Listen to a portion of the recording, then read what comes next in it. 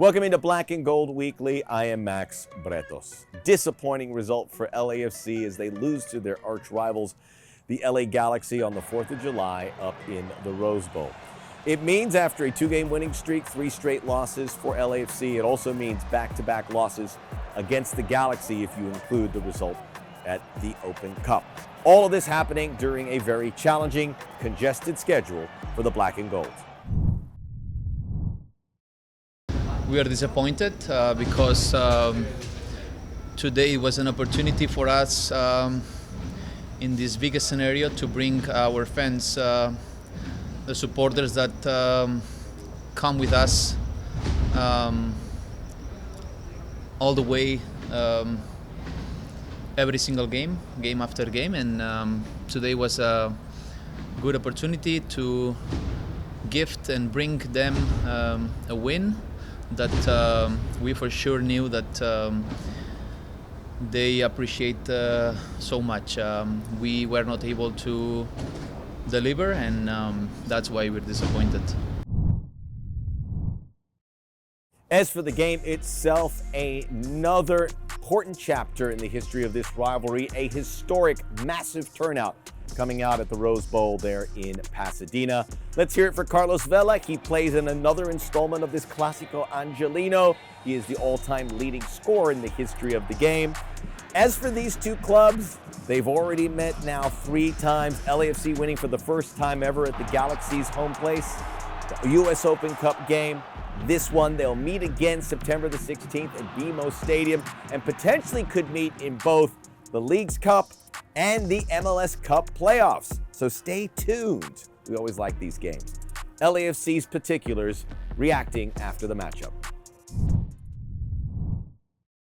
Obviously disappointed for our fans. We couldn't give them 3 points tonight. I thought it was a great atmosphere tonight all around. So it was thinking a successful experiment to play the Galaxy at the Rose Bowl. I'd love to see it again. Yeah, again, we're disappointed for our fans that we couldn't give them a win tonight in a derby, but I think it's also, if we're honest with ourselves, it's logical if you play the first half like you played. Weren't good enough in half one, and half two, the performance was just fine. But when you're chasing a game, it's always going to be difficult, and one can always slip in. But I was happy with the performance in the second half for sure, and we'll build on that. Next up for LAFC, the San Jose Earthquakes, and much like the Galaxy, this is a club that the Black and Gold play with some frequency. They've already played twice this season. On May the 6th, up at Levi's Stadium in Santa Clara, the Earthquakes hung the first MLS loss of the season on LAFC. 2 weeks later, LAFC were able to exact some revenge, getting a 95th minute penalty from Carlos Vela to take all 3 points at BMO Stadium. San Jose coming off a come-from-behind tie with the LA Galaxy over the weekend. Christian Espinosa scoring his first goal since he scored 2 against LAFC on that game back on May the 6th.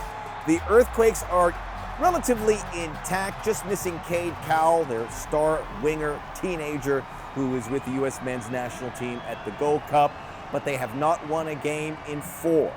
But they always play LAFC tough. Certainly more so in the last couple years. It's going to be a big game. Get out to BMO Stadium to see all the action. Go to LAFC.com for tickets. If you want to watch it from home, you can do that too, starting at 7:30 local time on MLS Season Pass on Apple TV. We'll see you there Saturday night.